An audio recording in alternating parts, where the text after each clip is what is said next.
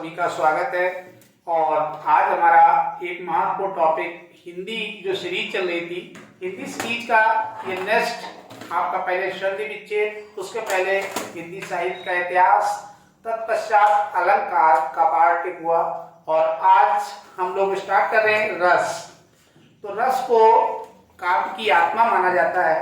सबसे पहले हिंदी साहित्य में इन रसों का क्या योगदान है, और देखिए रसों को जो कवि लोग हैं उन्होंने जितनी भी काव्य है खासकर उसका आत्मा नाम ऐसे नहीं दिया है क्योंकि ये उसको जीवित करने का काम करता है। तो हम लोग यहाँ पे सबसे पहले समझते हैं ये रस क्या है। रस को इंग्लिश में सेंटिमेंट्स के नाम से जाना जाता है। अब इसकी परिभाषा आप लोगों से पूछी जाती है तो सबसे पहले इसको परिभाषित कर लीजिए। तो इसकी जो परिभाषा है डेफिनेशन, तो रस की परिभाषा बहुत सिंपल होती है। हिंदी पहले यहां से लिखिए, रस का अर्थ, तो रस का अर्थ है आनंद। ध्यान रखिएगा, कई बार पूछा गया है रस का अर्थ है आनंद। तो आनंद, तो रस का अर्थ जो है वो आनंद होता है। आनंद अर्थात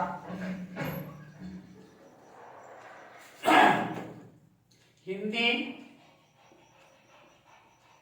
वाक्यों को पढ़कर, हिंदी वाक्यों को पढ़कर या सुनकर, पढ़कर या सुनकर जो अलौकिक आनंद की प्राप्ति होती है, अलौकिक आनंद की प्राप्ति होती है, उसे रस कहा जाता है। रस कहा जाता है। तो हिंदी वाक्यों या कविताओं को पढ़ करके उसमें जो आनंद की अनुभूति होती है उस आनंद को ही रस कहते हैं। और एक चीज इसमें, तो रस क्यों की इसकी वजह है क्योंकि रस का जो अर्थ होता है वो आनंद होता है। अब यहाँ पे एक चीज हमें और जाननी है, इसमें कवियों ने रस को काव्य, खासकर काव्य की आत्मा, तो काव्य की आत्मा, कवियों ने रस को काव्य की आत्मा कहा है। तो काव्य की आत्मा किसे कहा जाता है, तो रस को ही कहा जाता है। तो ये इसका दूसरा महत्वपूर्ण टॉपिक है। अब इसमें इन्हीं की जिन चीजों को चाहे पढ़कर या सुनकर उससे हमें जो आनंद मिलता है उसी को रस कहते हैं। अब रस को काव्य की आत्मा इसलिए कहा जाता है क्योंकि जिस चीज में पढ़ने से आनंद नहीं आएगा उसको कोई पढ़ेगा ही नहीं, अर्थात वो मृत चीज है, डेड बॉडी को कोई देखना नहीं चाहता। इसी तरीके से बगैर रस यूज की गई कविता को भी कोई पढ़ना सुनना नहीं चाहता है, अर्थात इसे काव्य की आत्मा कहना बिल्कुल सही है। अब इससे संबंधित कुछ महत्वपूर्ण तथ्य देखिए, रसों से संबंधित कुछ महत्वपूर्ण तथ्य हैं। महत्वपूर्ण तथ्य, तो इसमें इससे महत्वपूर्ण कुछ तथ्य हैं, इंपॉर्टेंट फैक्ट्स हैं जिनको आपको जानना बहुत जरूरी है। नंबर 1, सबसे पहली चीज तो यह है कि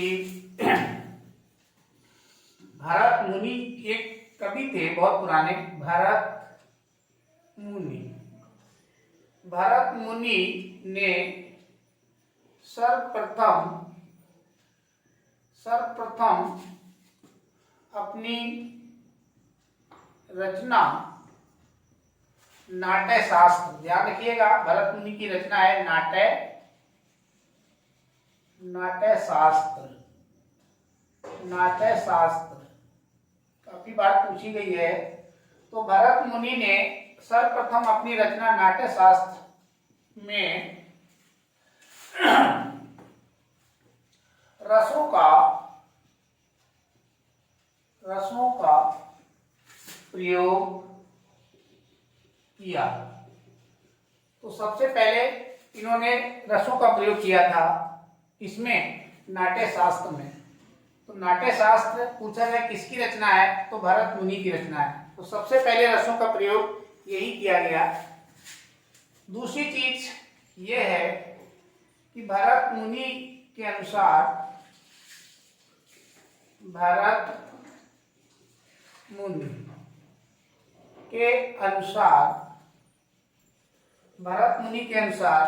स्थायी भावों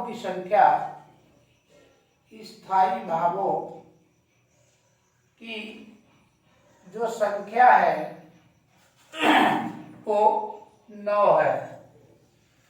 जब इन्होंने स्थायी भाव 9 ही माने हैं तो रसों की संख्या भी अर्थात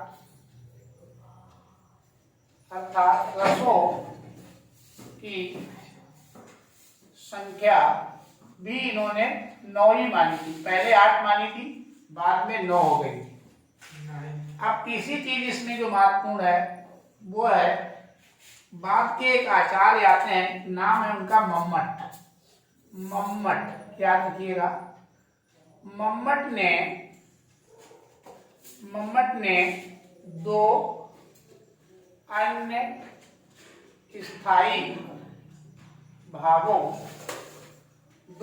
स्थायी भाव आपको जानना भी चाहिए ये कौन से हैं। तो एक तो है स्नेह जो बच्चों के प्रति होता है, वात्सल्य वाला, और दूसरा जो होता है देव विषयक रति। तो इन्होंने 2 और जोड़ दिए मम्मट ने। तो स्थायी भावों की जो संख्या है वह अब कुल, तो 9 तो पहले से थे, 2 और जुड़ गए, तो 9 + 2 यानी 11 हो गई। तो जब स्थायी भाव 11 हो गए, प्रत्येक स्थायी भाव का एक रस होता है, अर्थात रसों की जो संख्या है वह वर्तमान में 11 है, क्योंकि प्रत्येक स्थायी भाव से एक रस की निष्पत्ति होती है। तो इस समय 11 स्थायी भाव हैं, तो रसों की संख्या भी 11 ही है। अब इनसे सबसे एक महत्वपूर्ण चीज यह है कि रसों की निष्पत्ति जो है वो 4 चरणों से होती है। लेकिन उसके पहले इनका जो भरत मुनि थे, जिन्होंने सबसे पहले रसों का यूज किया था, तो इन्होंने जो स्थायी भाव, इन्होंने टोटल भाव माने थे। तो यहाँ पे नोट कर लीजिए, भरत मुनि के अनुसार भावों की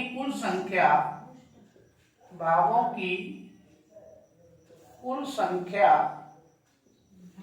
49, इन्होंने 49 मानी थी। अब 49 में कौन कौन लगा था जरा सा उसको जान लीजिए। एक तो इसमें थे स्थायी भाव थे, उसके बाद सात्विक भाव थे, सात्विक भाव थे। 8 स्थायी भाव लिए थे इन्होंने, 8 सात्विक लिए थे, और उसके बाद संचारी भाव। तो संचारी भाव ये इनके 33 थे, और ये आज भी 33 हैं। तो इस तरीके से कुल मिलाकर के भरत मुनि ने अपनी उसमें जो रचना लिखी थी, क्या नाम था उसका, नाट्य शास्त्र। तो नाट्य शास्त्र में 8 स्थायी भाव, 8 सात्विक भाव और 33 संचारी भावों का प्रयोग किया था। ये वो फैक्ट्स हैं जो आपको कॉम्पिटिटिव एग्जाम्स में काफी सपोर्ट करते हैं, यहाँ से कई क्वेश्चन उठते हैं। अब इसमें रसों के अंग कह लीजिए या रसों की निष्पत्ति, तो रसों के अंग या रसों की निष्पत्ति ये काफी मेन है। तो यहाँ पे हम लिख रहे हैं रसों के अंग, पहले लिख लीजिए रसों की निष्पत्ति। तो रसों की निष्पत्ति जो है वो 4 चीजों से होती है।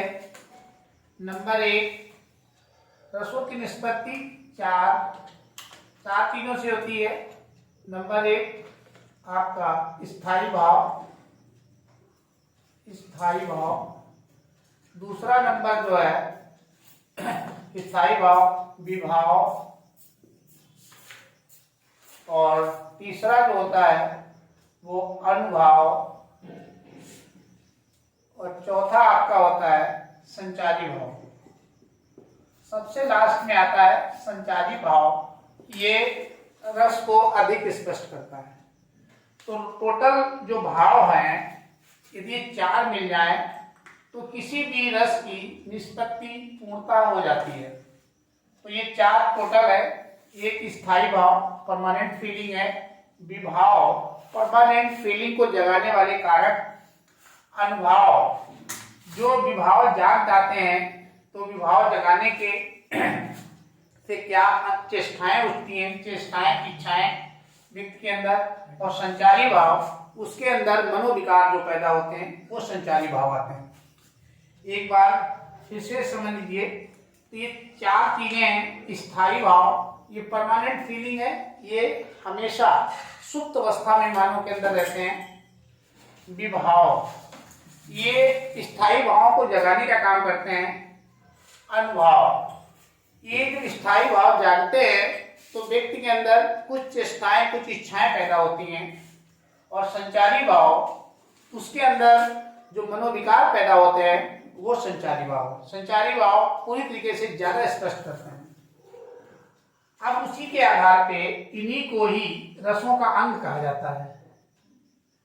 तो रसों के अंग, अब यहाँ पे पूछा जाए कि रसों के कुल कितने अंग होते हैं, तो 4 होते हैं।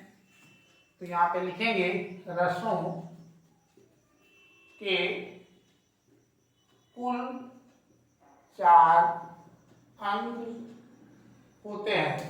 मतलब इन चारों को आप स्पष्ट कर देंगे तो वो रस कंप्लीट हो जाएगा। कौन कौन से 4 होते हैं, तो नंबर 1 आपका स्थायी भाव, स्थायी भाव। नंबर 2 पे आ जाता है विभाव। और नंबर 3 पे आपका आ जाता है अनुभाव। और नंबर 4 पे आता है संचारी भाव। तो ये 4 टाइप की फीलिंग है। तो चारों टाइप की फीलिंग मिलकर के किसी भी रस को कंप्लीट करती हैं, इसीलिए इन्हें रस का अंग कहा जाता है। अब उसके बाद में अब आपको सभी को एक एक बारी बारी से पढ़ना है। यही आपका मेन रसों का कंटेंट है ये। तो चलिए, यहाँ पे हमारे पास जगह बची हुई है। यहाँ पे आपको स्थायी भाव बताने का प्रयास करते हैं। पहली हेडिंग काफी इंपॉर्टेंट है, स्थायी भाव। स्थायी भाव क्या होता है? स्थायी भाव इंग्लिश में इसे परमानेंट फीलिंग के नाम से जाना जाता है। ठीक है, मनुष्य के अंदर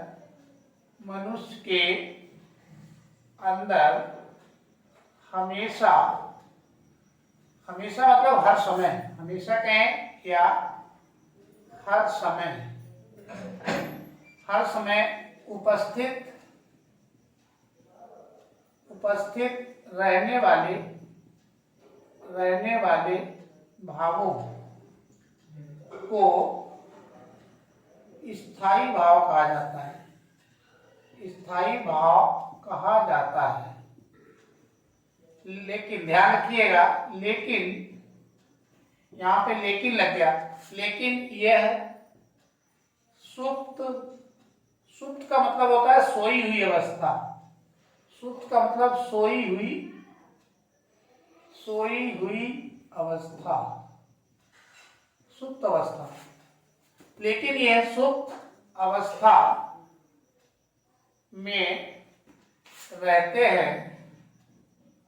हैं और अवसर पाते ही, जैसे कोई अवसर मिलता है, कुछ उस टाइप की घटनाएं घटती हैं, अवसर पाते ही जागृत हो जाते हैं, जागृत हो जाते हैं। ठीक है, ऐसे भावों को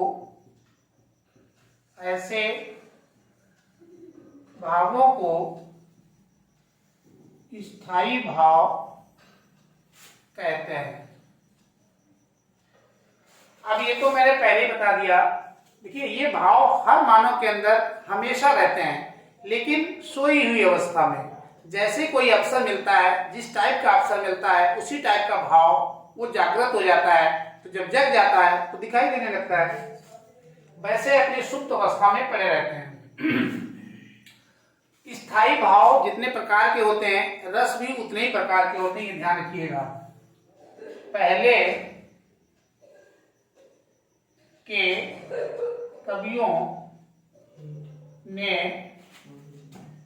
9 स्थायी भाव माने थे, इसीलिए रसों की संख्या भी 9 थी। तो रसों की संख्या भी 9 थी। आजकल मतलब जो अब स्थायी भावों की संख्या 11 है, इसीलिए रसों की संख्या भी 11 है। अब इस समय टोटल 11 स्थायी भाव है, इसलिए रस भी टोटल 11 पाए जाते हैं। अब आपको ये जानना है कि ये सबसे इंपॉर्टेंट वही है कि ये कौन कौन से 11 रस हैं।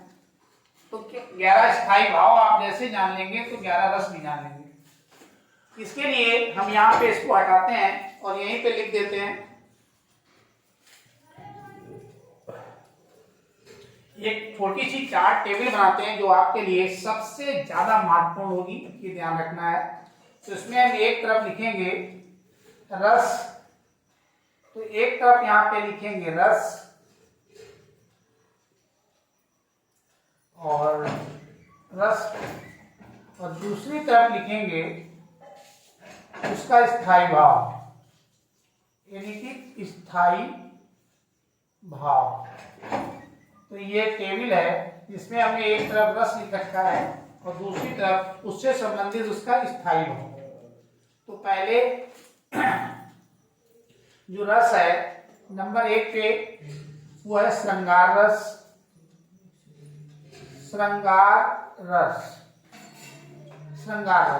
दूसरा आपका जो दूसरे नंबर का रस है वो आपका हास्य रस है, हास्य रस।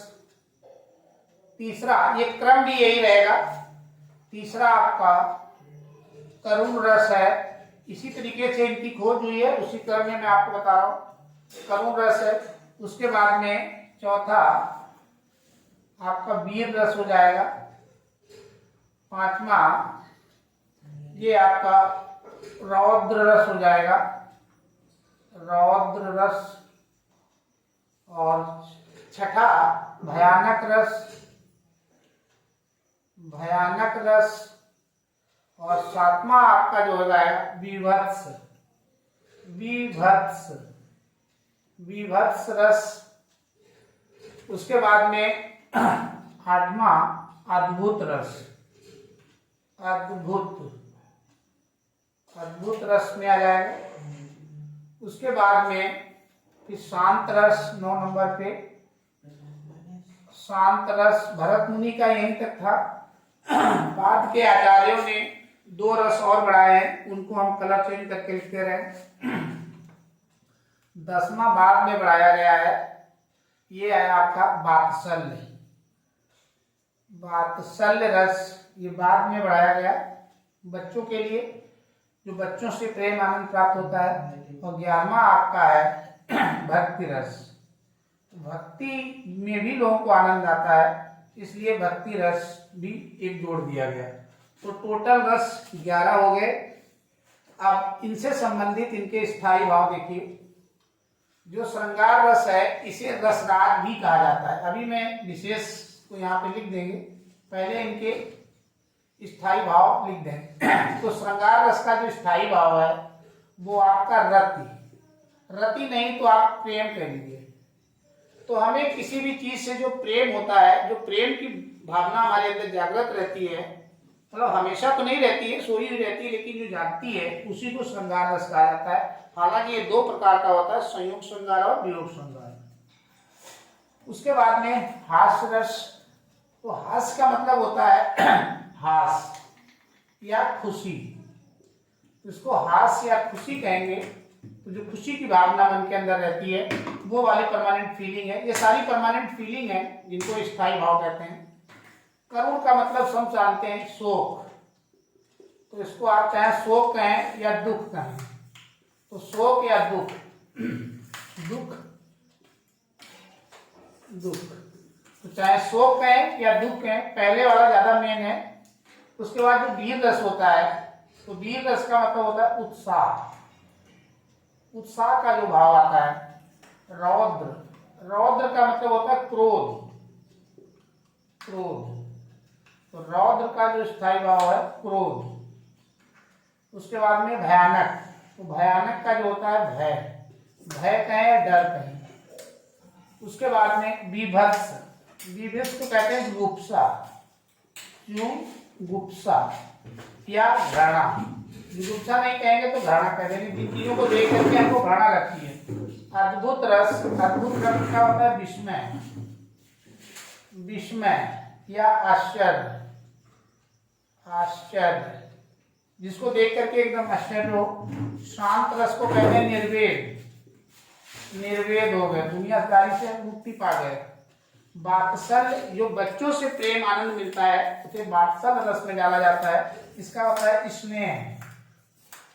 स्नेह, बच्चों से लगाओ, स्नेह। और भक्ति रस देव विषय रस, देवताओं से जो प्रेम होता है। देव विषय रति, रति माने प्रेम, तो देव विषय रति। इस तरीके से ये टोटल जो है 11 है। ये 2 जो रस हैं इनकी विशेषता लिख दो। तो इनकी विशेषताओं में जो श्रृंगार रस है ये 2 प्रकार का होता है। एक संयोग श्रृंगार और दूसरा होता है वियोग श्रृंगार। तो ये 2 टाइप का हो जाता है और इसे रसराज भी कहा जाता है। ये ध्यान रखना है, इसे रसराज की कैटेगरी में डाला जाता है। रसराज, यही रसों का राजा है, रसराज। इसे रसराज भी कहा जाता है। उसके बाद में हास्य रस, ये तो खुशी के लिए है। कोई नाम दुख, दुख के लिए है। वीर, ये वीरता के लिए है। इसमें जो महाराणा प्रताप, रानी लक्ष्मीबाई, तो रानी लक्ष्मीबाई वगैरह की जो कविताएं हैं उनमें सब वीर रस है। रौद्र, क्रोध, ये गुस्सा के लिए। भयानक, भय के लिए। जुगुप्सा, घृणा, जिन चीजों को देख के हमें घृणा लगती है। विस्मय, आश्चर्य, निर्वेद, शांत हो जाना। स्नेह, ये बच्चों के लिए होता है। बच्चों से जो प्रेम होता है वो वाला। और देव विषय, देवताओं के प्रति प्रेम, देवताओं के प्रति प्रेम को दर्शाता है। तो यहाँ पे ये इनसे संबंधित कुछ विशेषताएं हैं। बाकी आपका नॉर्मल है। श्रृंगार रस का जो स्थायी भाव है रति या प्रेम, और इसे दो टाइप का होता है, संयोग श्रृंगार और वियोग श्रृंगार। इसे रस राग भी कहा जाता है। हास्य रस में हास खुशी, करुण रस में शोक या दुख, वीर रस में उत्साह, ये जो वीरता से भरी कविताएं, रौद्र रस में क्रोध, भयानक रस में भय या डर, बीभत्स में जुगुप्सा, अद्भुत में विस्मय आश्चर्य, शांत रस में निर्वेद और वात्सल स्नेह और भक्ति रस। ये जो बाद वाले दो हैं ये मम्मट के हैं। ये कवि थे मम्मट। तो मम्मट कवि ने ये दो बाद में और जोड़े हैं, एक वात्सल्य और भक्ति रस। तो इस तरीके से स्थायी भाव हमने यहाँ पे पूरी तरीके से कंप्लीट किया। अब चलते हैं नेक्स्ट पीरियड। चलिए अब इसमें हम लोग पहले वाले को कंप्लीट कर लिए हैं, दूसरे वाले की बारी विभाव। तो सेकेंड वाला जो है विभाव, इसको समझिए। देखिए स्थायी भावों को जगाने वाले कारणों को विभाव कहते हैं। तो जो स्थायी भाव परमानेंट फीलिंग को जो जगाने का काम करता है उसे विभाव कहते हैं। और सबसे बड़ी चीज ये कि ये दो प्रकार के होते हैं। तो यहाँ पे विभाव दो प्रकार के होते हैं, दो प्रकार के। इसका हम टेबल बना देते हैं यहाँ पे, इसकी हम टेबल यहाँ पे बना देते हैं। देखिए यहाँ पे लिख लेते हैं विभाव। अब इसमें ये दो प्रकार के हैं, कौन कौन से? एक तो है आलंबन विभाव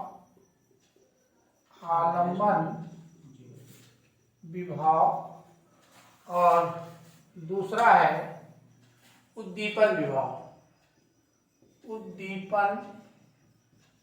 विभाव। ये दो प्रकार के होते हैं। अब आलंबन विभाव भी दो प्रकार का होता है। एक इसमें होता है आश्रय और दूसरा होता है विषय। आश्रय और विषय, तो ये ऑलरेडी अब आपको हम इसमें एक एक चीज को बता दे रहे हैं। मैंने विभाव को पहले ही बता दिया कि स्थायी भावों को जगाने वाले कारणों को विभाव कहते हैं।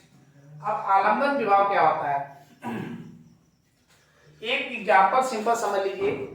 जैसे श्री कृष्ण जो है वो गोपिकाओं के लिए आलंबन है।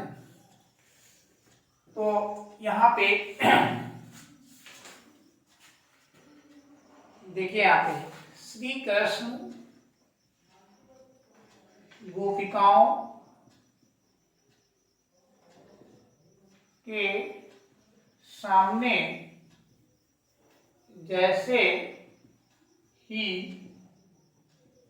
आते थे वैसे ही गोपिकाओं के अंदर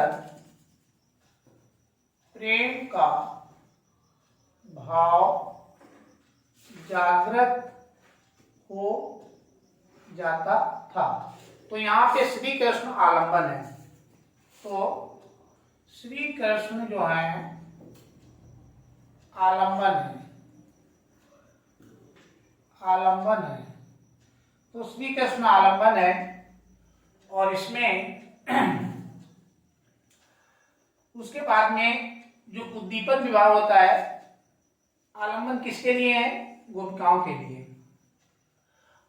अब उसके बाद जो उद्दीपन विभाव क्या होता है इसको समझिए। यहां से उद्दीपन विभाव, देखिए श्री कृष्ण के द्वारा जो बांसुरी बजाई जाती थी वो उद्दीपन का काम करती थी। तो श्री कृष्ण की, या ऐसे लीजिए, के द्वारा बजाई जाने वाली जाने वाली बांसुरी उद्दीपन, उद्दीपन मतलब उत्पन्न करना, उद्दीपन विभाव है, क्योंकि बांसुरी सुनकर गोपिकाओं के अंदर प्रेम का भाव उत्पन्न होता था। तो मतलब एक बांसुरी बजा करके उनके प्रेम को उत्पन्न करना, प्रेम वाले भाव को जगाना गोपिकाओं के अंदर उद्दीपन है। और श्री कृष्ण खुद सामने आ जाए, आलम्बन मतलब तस्वीर, एक आलम्ब टाइप का खुद सामने आ जाते थे, तो उनके सामने आने से उनको देख करके जो भाव आता था वो आलम्बन विभाव, और उनके द्वारा किया गया क्रियाकलाप यानी बांसुरी का बजाना ये उद्दीपन विभाव। अब उसके बाद बात आती है आश्रय। तो आश्रय जिनके मन में प्रेम का भाव जागता है, जिनके मन में प्रेम का भाव जागृत होता है, उन्हें आश्रय कहते हैं। जैसे गोपिकाएं, यहां पे लिख लो, जैसे गोपिकाएं, गोपिकाएं, तो गोपिकाओं के अंदर प्रेम जागता था, तो गोपिकाएं आश्रय हैं। अब विषय, जिसके विषय में,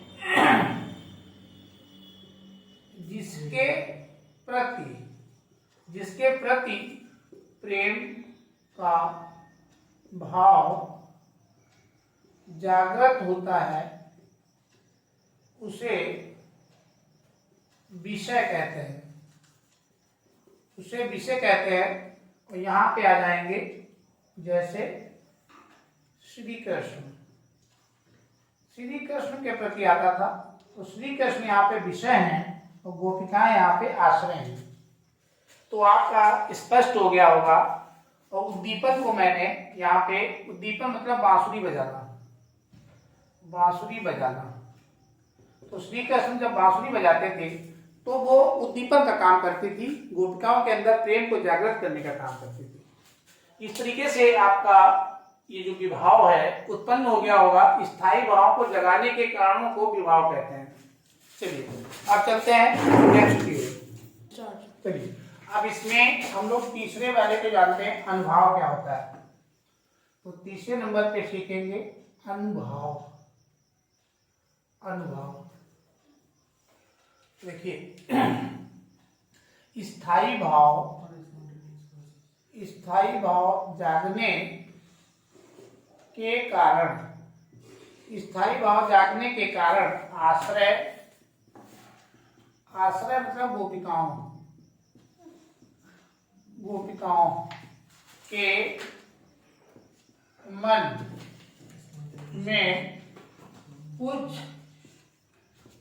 शारीरिक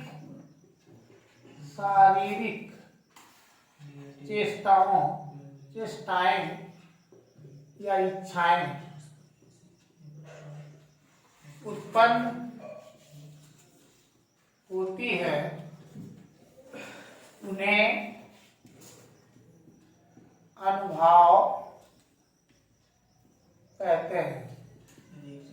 स्थायी भाव जागने के बाद व्यक्ति के अंदर जो अनुभव होता है, वो अर्थात जो शारीरिक चेष्टाएं या इच्छाएं उत्पन्न होती हैं, उन्हें अनुभाव कहते हैं। जैसे जैसे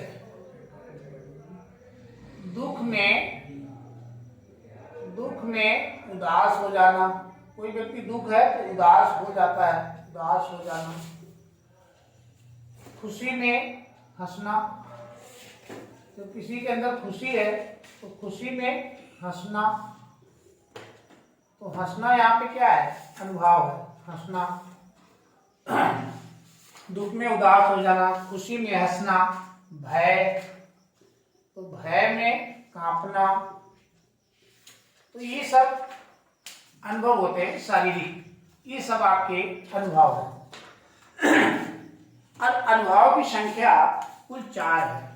अब यहाँ पे लिखेंगे अनुभव 4 प्रकार के होते हैं, 4 प्रकार के होते हैं। ये 4 प्रकार के होते हैं, कौन कौन से, उनको देखिए। नंबर एक आपका कायिक अनुभव, कायिक मतलब शारीरिक, कायिक अनुभव। नंबर 2 पे आता है मानसिक, मानसिक अनुभव। नंबर 3 पे आता है आपका आहार्य, आहार्य अनुभव। और चौथे नंबर पे आ जाता है आपका सात्विक, सात्विक अनुभव। तो ये कुल मिलाकर के 4 प्रकार के होते हैं। अब कायिक अनुभव ये शारीरिक होते हैं, शारीरिक चेष्टाएं, चेष्टाएं या इच्छाओं की जागृति, तो ये इसमें आ जाते हैं शारीरिक वाले। मानसिक, मन में उठने वाले विकार, तो ये आपके आ जाते हैं मानसिक में। और आहार, वेशभूषा, जब किसी गोपिकाएं उसके लिए अपना वेशभूषा, जब किसी को किसी से प्रेम होता है तो उसके पहनावा में भी फर्क पड़ने लगता है, तो ये वेशभूषा, वेशभूषा में परिवर्तन, तो उसमें परिवर्तन हो जाता है। सात्विक अनुभव, जैसे लोग कहते नहीं क्या बात है आजकल बहुत सज-धज के रह रहे हो, तो वही आहार अनुभव। सात्विक अनुभव शारीरिक विकार हैं, ये शारीरिक अंग विकार हैं, अंग विकार, ये कुल 8 प्रकार के होते हैं। तो इस तरीके से अनुभव आपने देख लिया यहाँ पे। अब लास्ट वाले बचे हैं संचारी भाव। चलिए अब आते हैं इसमें संचारी भाव। तो चौथे नंबर पे आ गया अपना संचारी भाव। संचारी भाव तो आश्रय के मन में, आश्रय मतलब गोपिकाएं, आश्रय का मतलब यहाँ पे गोपिकाएं हैं, गोपिकाएं। आश्रय के मन में उठने वाले अस्थिर, वो स्थिर नहीं होते हैं, अस्थिर मनोविकारों, अस्थिर मनोविकारों को, मन में उल्टे उल्टे अजीब टाइप के चीजें आती हैं, उन्हीं को अस्थिर मनोविकार, और थोड़ी देर के बाद वो विलुप्त हो जाते हैं। अस्थिर मनोविकारों को संचारी भाव कहते हैं, संचारी भाव कहते हैं। जैसे दैन से दीनता, दीनता, दैन से दीनता, और ऐसे इसमें कुछ और भी आ जाते हैं। कुल मिलाकर के ये 33 हैं। तो ये संचारी भाव आश्रय के मन में उठने वाले अस्थिर मनोविकार होते हैं, ये रुकते नहीं है। जैसे दैन में दीनता, उग्रता में चिंता, ग्लान, लज्जा, लज्जा जो हो जाती है शंका, विषाद, कुल संख्या इनकी जो है 33 है।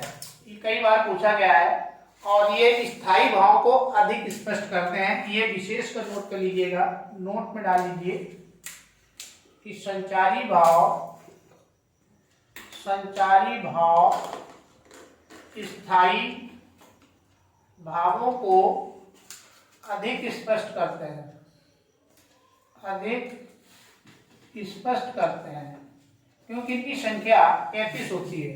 इनकी संख्या जो है वो 33 होती है। चलिए यहीं पे ये अंग इनके समाप्त होते हैं। अब रसों को और एग्जाम्पल सहित आपको बता देते हैं। रसों से जुड़ी हुई सारी बेसिक जानकारी मैंने आपको समस्त बता दी है। अब केवल रस बताने इनकी परिभाषाएं छोटी छोटी और उससे संबंधित उदाहरण ये आपको नेक्स्ट पार्ट में क्लियर कर दिया जाएगा।